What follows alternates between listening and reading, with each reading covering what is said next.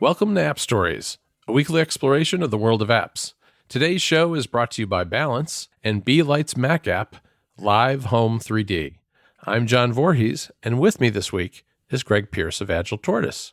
Welcome to the show, Greg. Hi, John. Thanks for having me. Sure.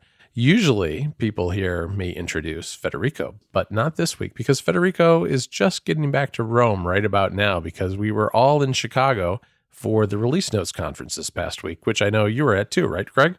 I was. It's one of my favorite conferences. I think you and I first met at the first Release Notes conference 2 years ago in Indianapolis, which was really, a lot of fun. And I was really happy to see it come to my backyard in Chicago. I bet. It's definitely a little bit different conference for indies like ourselves. Right. If listeners aren't familiar with Release Notes, it's not really a conference about code or anything like that. It's a conference that's really geared towards small businesses and indie developers. So it usually is attended by not only developers, but also people like myself working at Mac Stories and other people who have small businesses and are working with small businesses to figure out how to succeed in a very competitive world. And this year was really good. Our own Federico Vitici was the closing speaker on the last day of Release Notes and had a great talk. It was nice to hear him speak, but he's a little tired and just flying back to Rome and getting in today. So we have Greg on today, and we're going to talk a little bit today about all sorts of things that Greg's worked on in the past, including the Drafts app, which he's probably best known for, as well as x-callback-urls and what those are all about, as well as some of his other apps. So Greg, why don't we just kind of dig in right away? And what I really want to talk about at the outset is to go over the origin story of x-callback-urls. Could you explain a little bit about what URL schemes are and how that evolved into x-callback-urls? Sure. I think you have a tech enough audience that most everyone is familiar with what a URL is in general, Right. just like the HTTP web address as you open. But a URL scheme, when we say that, it's the part before the colon, the HTTP or HTTPS that specifies what type of URL it is. And you've always been able to have web URLs that someone can tap and open Safari on iOS. There's other types of URLs as well, like Mail To, that will allow a clickable link that can open a mail app to a new message. But the system has always also provided a way for apps to register their own custom URL schemes and say, usually it's the name of the app or something before the colon. And that basically tells the system that you know how to handle URLs that begin with that prefix. Right. And what the system does, this is something almost all OSs have had, and iOS has had it since day one, and the Mac does, and Windows does as well, is a way to register those. And if someone clicks on one of those URLs, essentially the app or the system figures out what app's supposed to handle it, launches that app, and sends it a message that says, more or less, hey, you said you know what to do with this URL. Here, have a URL. And then the app can figure out what exactly it wants to do with that. Now, the original applications of that were very clear cut. And the reason they were in iOS to begin with was, even before third-party apps existed, they're used for all sorts of system-level things, like web addresses, like the Mail To links, so that those would function from a website. Also for telephone numbers, say the phone app registers the TEL URL scheme, and that's how Safari allows you to tap on a phone number. It activates a link for it and allows you to make a call from there.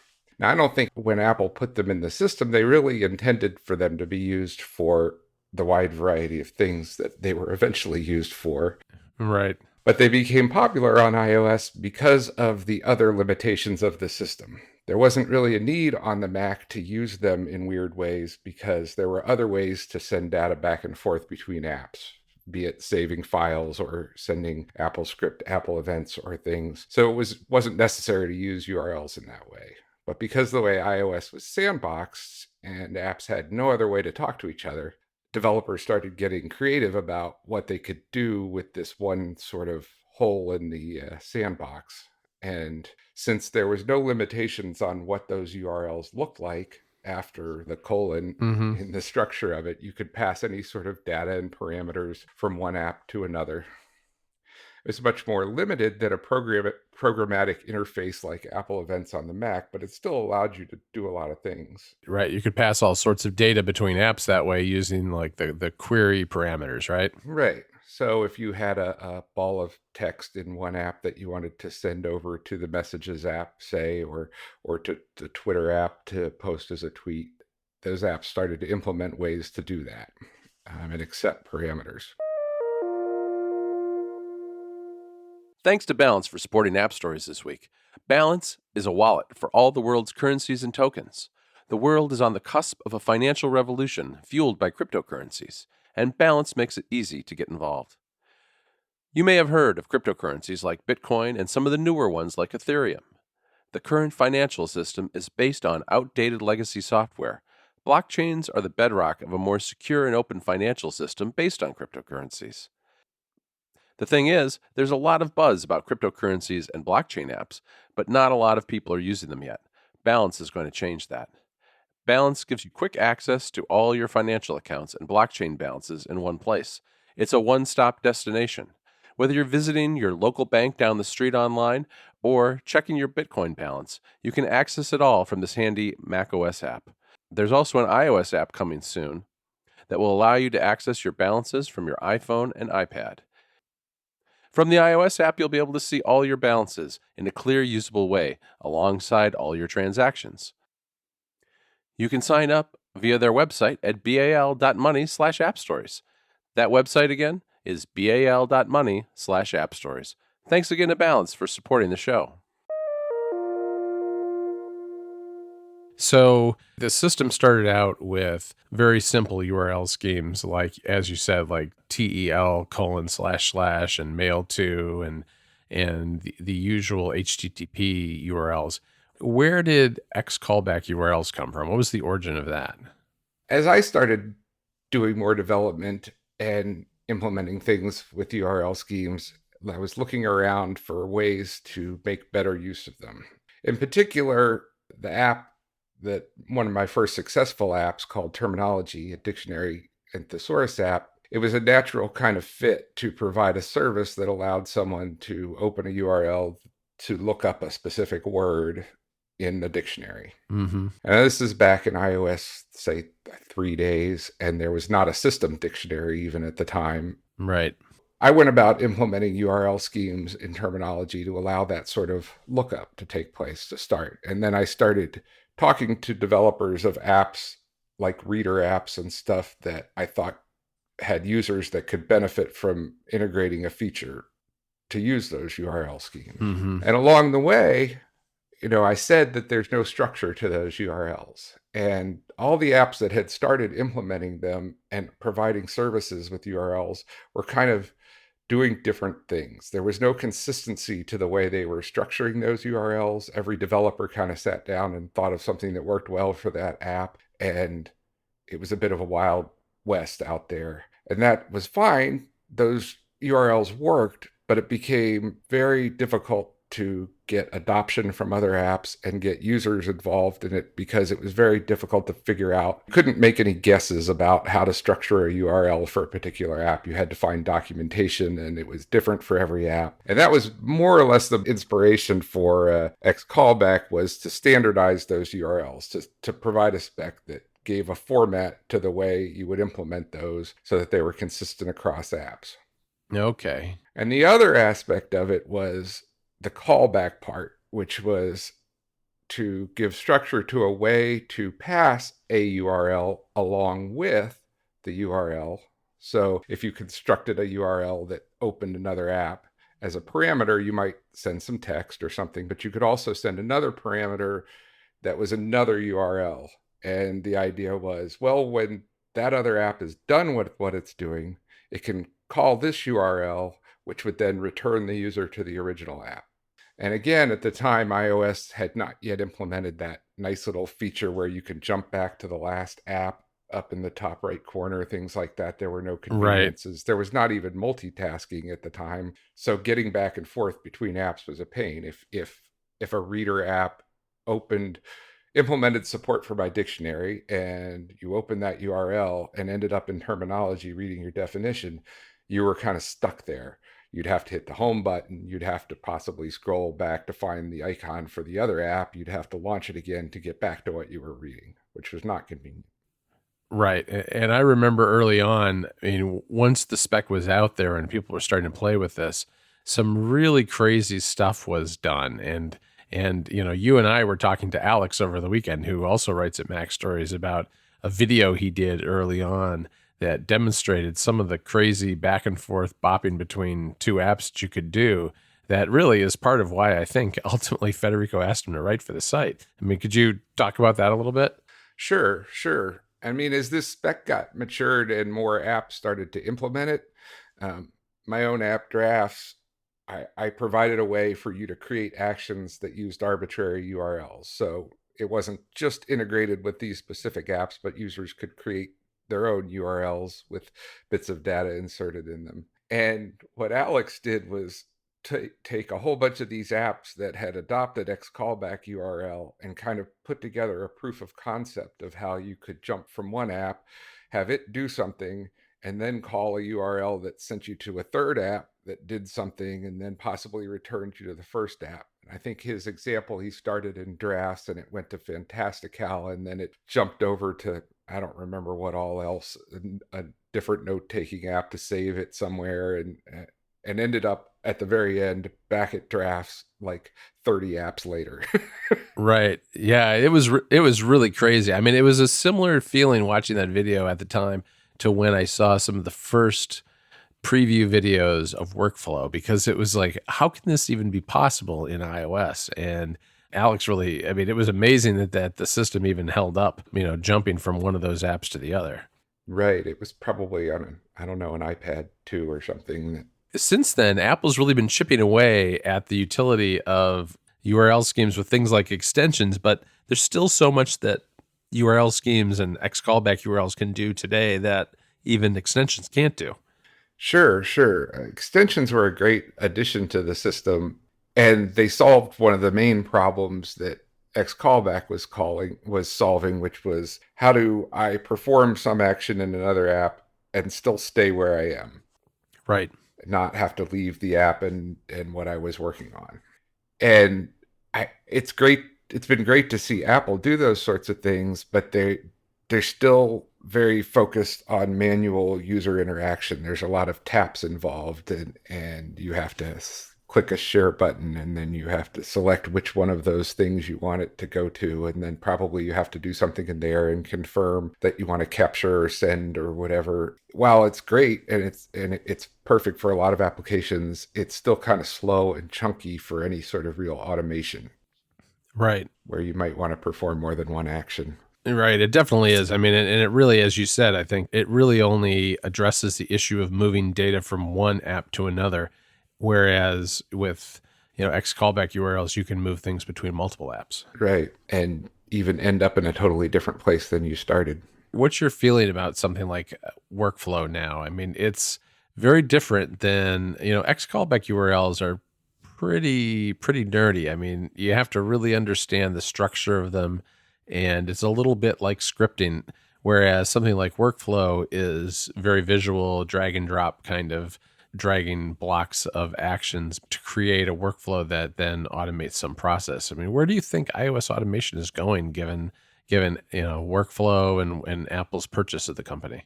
It's hard to say. I mean, I think that workflow builds on another class of apps that took advantage of URLs, the launcher style apps like Launch Center Pro, which also provided a really easy gateway to using those things to make your life easier. Mm-hmm.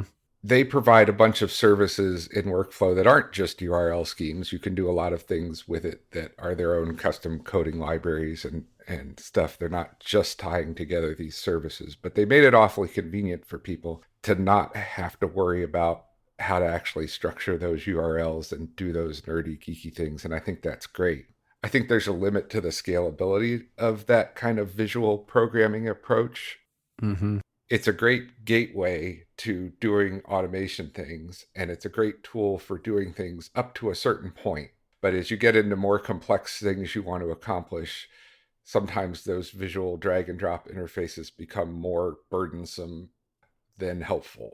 As far as where I see it going, as I've aged, I've lost my taste for prognostication to some extent. I don't try to predict what Apple would do per se. I can say what I would like to see, and it's what I would like to have seen from the first place. When we made x-callback-url, I don't think we ever intended it to have it around this long. It was kind of a stopgap, assuming that Apple would provide us a better way to do these things, and they just haven't.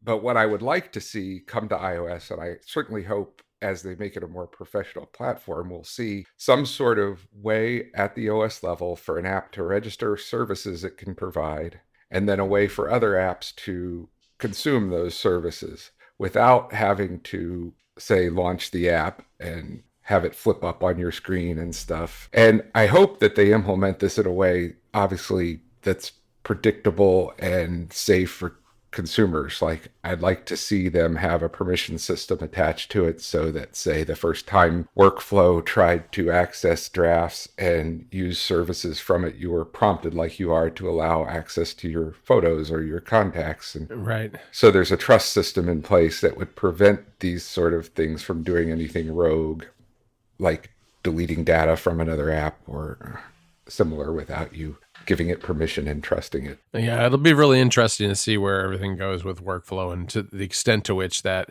stays a standalone app versus gets incorporated into the actual OS. Because so far, I think we've seen one update since it was acquired by Apple, which brought back a few of the services that fell by the wayside when it was initially acquired.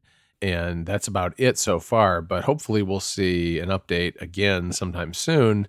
And I would expect that if we're going to see anything incorporated at the OS level, it'll probably, I think we're going to have to wait and see until maybe next WWC in June 2018. At least, possibly even longer. It's hard to say. It's interesting because workflow, I've talked to the team behind workflow in the past, and a lot of their original inspiration for that app was Automator on the Mac. Right. Which does similar things, allowing you to visually chain together these actions. And at the same time they got interested in an acquired workflow, it almost seemed like they were scaling back their interest in already sort of tacit technology on the Mac in Automator that they haven't done anything with in years. And there were some staffing changes at Apple where some of the biggest proponents of the Automator left the company and such. So Right. it seems at odds, and it's hard to tell where their long-term vision is for both the platforms. There's definitely been mixed signals in the past, and it'll just be interesting to see how it all shakes out in the end. Thanks to Live Home 3D by Belight Software for sponsoring App Stories this week. Live Home 3D is an intuitive, feature-rich home design app that simplifies the whole process from creating a design and drawing a floor plan to 3D visualization.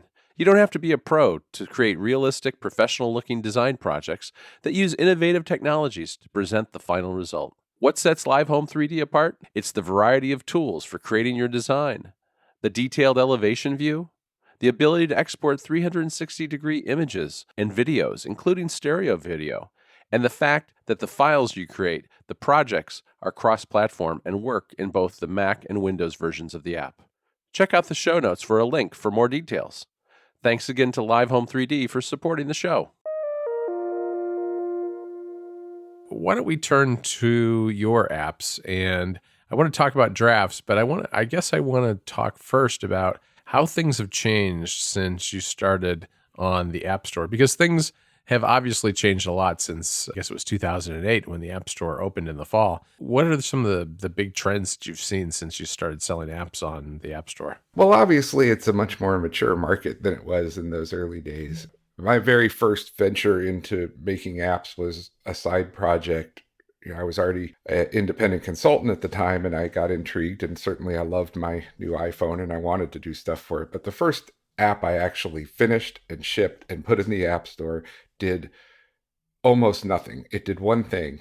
Amazingly enough, it did something with a URL, if you see a theme there. But it was for a niche market for a hobby that we participated in called letterboxing, which is a location-based treasure hunt activity. Oh, sure, yeah.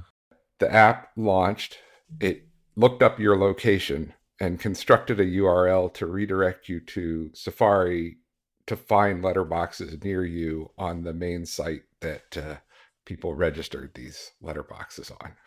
Oh, okay. That's all it did. And that's all you needed to do back then to provide something useful to people. There were so many novelties.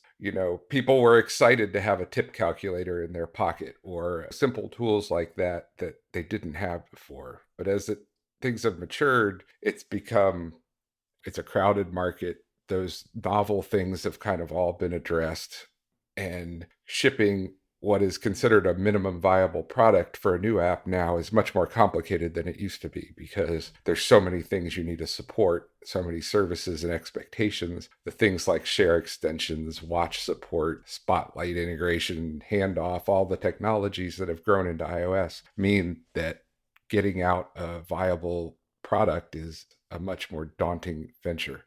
Yeah, it's a lot harder, I think, especially for solo developers, because it's early on, you could be a specialist in one part of iOS and create an app that leveraged that, and you would find that, you could find a market. But today, you need to know sync, and you need to know, the various platforms. You need to know watchOS and iOS and maybe even Apple TV. And it's become harder for one person, especially, or even in small groups of people, to have the breadth of knowledge, I think, to really nail what is considered today a full-featured app.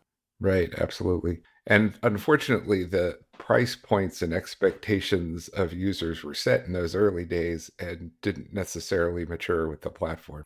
Right. So it makes it more difficult to create sustainable opportunities. So let's turn a little bit to Drafts itself, because Drafts, I think, is probably what I would consider your flagship product, the one that people probably know you best for. And it's been around for quite some time, and it's a text editor, but it's more than just a text editor. It's, as you've, I think, described it, as the place where text starts, where you write in drafts and then you push it to some other app, whether that's a matter of just copying the text and pasting it somewhere else, or using actions that are built into, or JavaScript, or all sorts of things that you've added to the app over the years to make it easy to take that text, manipulate it, and put it somewhere else where it ultimately will be published. It strikes me that it's the kind of app where you probably have users who are doing everything from just using it as kind of a very simple scratch pad, for lack of a better word, that they then copy and paste into a text message or something, all the way up to people who are using it for full-length articles and automating processing of things like Markdown. How do you balance the needs of all those different kinds of users as you move drafts forward into the future? Um, with great difficulty. I mean, you get pulled in a lot of different directions when people see a lot of potential in your app and it gets into their workflow and they want to use it in different ways. You get requests anywhere from the outlandish to the absolutely normal and understandable requests, but that maybe don't fit with your vision of the app. And I think the key is just to have a real vision for your app. You should be able to say in a sentence or two what it is that this app does or was intended to do. And you stated it pretty well in the case of drafts. The idea is to just be a trusted capture system, a front end to all your different services, whether it's social media or messaging or note taking, and to not necessarily get complicated and overwhelming with a lot of structure to it. Right. I mean, part of the attractiveness of the app when it first came out was that it shed you from a lot of the complexity of especially the file system, where you just open it and you type. You don't need to pick a name for a file. You don't need to go find the folder you want to store it in. You don't need to concern yourself with those sorts of things just to get an idea out of your head and save it for later. And that's always been my vision for the app, and that's still what it does. And as it's grown over the years, the way it's grown is extending the ways you can get the text out of the system, which is more or less a limitless opportunity for the app to grow. First, it could do certain things. It could tweet, it could send to messages. And then I added Dropbox support, allowing you to append to files. And that opens up the door to a new set of users who use Dropbox. Then I add Evernote support, OneDrive support. All these different services that have come over the years don't necessarily add complexity to the app. They just make it more valuable to more different people. Right. to help grow an audience. So that's kind of been my focus, not to lose track of that original simplicity.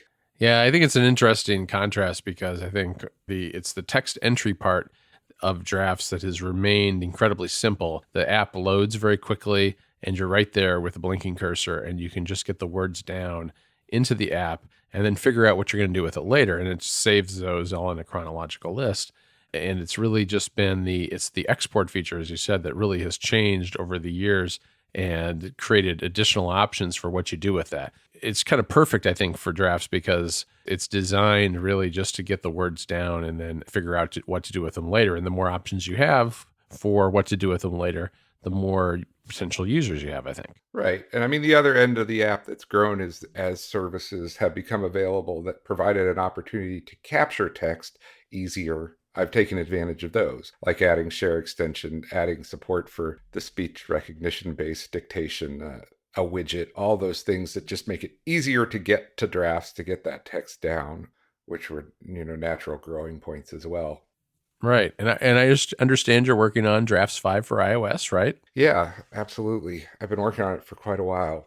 It's a large undertaking. It's a ground up rewrite of the app Oh, wow. to really try to take advantage of the latest technologies and, build a platform that can continue to grow for years to come.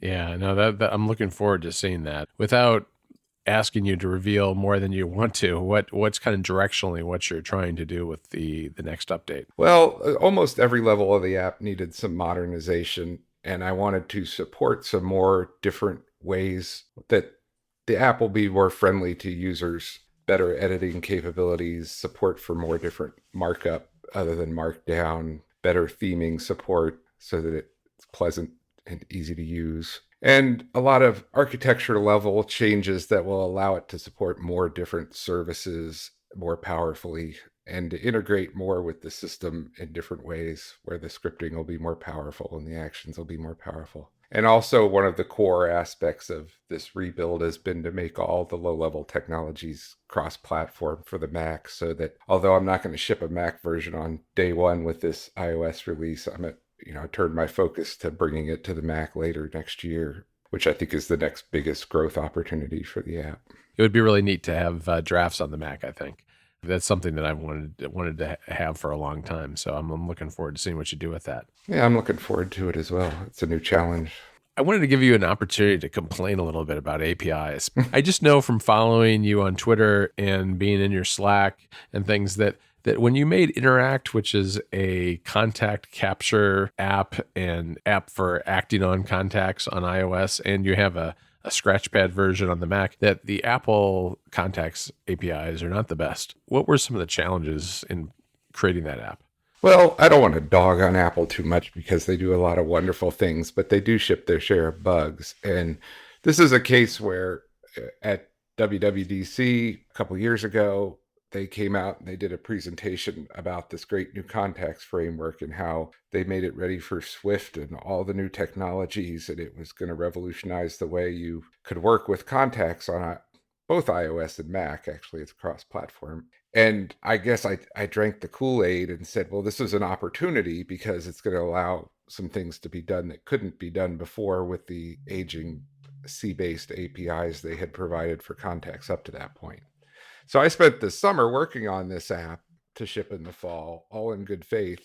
I reported a lot of bugs to Apple that, I found in the frameworks of all variety. And I wasn't getting a lot of response from Apple. I wasn't seeing the improvements come in the beta cycles over the summer. And it felt like the technology never quite got fully baked, which, there were things that didn't work the way they said they would in the documentation or that varied between accounts. And the more I worked with it, I found what really had been provided was a nicer API on top of the same old contacts infrastructure. Right. And there's a lot of messy stuff under there. And to Apple's credit, whoever was working on this contacts framework, I don't want to dog them. I'm sure they're working very hard, but it's one of those bits of infrastructure and legacy code that has a lot of problems underneath and needs to be modernized. And it was frustrating to spend so much time working on a product and not only probably have twice the development time I should have had because I was finding bugs and issues and having to trying to work around them. And then to ship a product that had initially some reliability issues that weren't my fault. And possibly I should have held the product and not shipped it immediately until I could have found resolutions for some of those issues. But I trusted Apple was going to fix these things, and they didn't always. And some of Yeah. those issues, the app is reliable and works well now, and I've worked around all the significant bugs, and Apple has fixed many of them, but there are quite a few remaining, and it's frustrating to work with those parts of the OS that don't get the attention they need from Apple. Right. Right. And it just seems it's one of those things where it's always a hard call whether to burn everything to the ground and start over and build a modern API or just build on top of what you already have. And those C-based APIs for contacts have been around for a very long time. And it just sounds like the infrastructure on which they were built is probably a little creaky, and maybe it's the kind of thing that needs to be replaced at some point in the future. But I also understand how hard it is to do that, especially with all the legacy Macs and other devices out there. Right. And I think it's one of those technologies that has, despite its bugs and showing its age, has probably baked into it a lot of weird code to deal with the different contact servers and services out there, Yeah. that rewriting that from scratch will probably introduce a whole bunch of new bugs for Apple that they don't want to bite off, much like the hassle with their attempts to replace the DNS engine on the Mac a couple years ago that ended up causing so many network problems for so many people. Yeah, I don't want that either. Yeah, I don't want that either. So what does 2018 have in store for Agile Tortoise? What are your kind of your plans? Is it mostly going to be from your standpoint a drafts year, or do you have other things in the hopper? Well, I recently released a weather app, not under my Agile Tortoise banner, but in partnership with Contrast, David Bernard's app development company that's also in Texas. And that was an interesting diversion. It's called Weather Atlas, and we're still working on building that as a market. So that's one focus, and it's been a fun project to get out of my indie shell a little and work on a partnership sort of project. Yeah, that's a really neat app. We'll put a link in the show notes. It's a really great weather app. Thanks. I think it has a unique take, especially for people who care about radar and map data, Right. which, depends on where you live, how important seeing those storms coming is, but it kind of makes for a nice focus in the app. Yeah, you kind of came out right at the perfect time with all the hurricanes hitting the United States. I mean, I think it launched right after the hurricane was hitting Texas, right? Right, it did. And certainly got us a lot of attention because we do have things like hurricane tracks and stuff available in the maps and those sort of advanced features that are very much storm watchers' friends. Weather is a very specific and very geeky corner of the App Store, and I think yours has done a really good job of doing that as well. But other than that, my main focus is moving drafts forward, and I can't promise time frames now because there's a lot of work to be done. But sometime early next year, we'll be seeing drafts 5 come, and I'm excited to get that out to people. All right. Well, thanks for being with me today. Sorry that Federico couldn't be here since he just got back to Rome, but I appreciate you coming on the show and telling us a little bit about what you've been working on. Well, thanks. I appreciate you having me. Well, that's it for this week, folks. Thanks again to our sponsors, Balance and Live Home 3D, and a special thanks to Greg Pierce of Agile Tortoise for joining me for this interview today. We'll be back next week with another episode. You can find the show notes in your podcast player of choice or at appstories.net. And as always, you can find me and Federico writing at macstories.net and Club Mac Stories. And on Twitter, Federico is at Viticci. That's VITICCI, and I'm at John Voorhees. JOHNVOORHWES. Talk to everybody next week.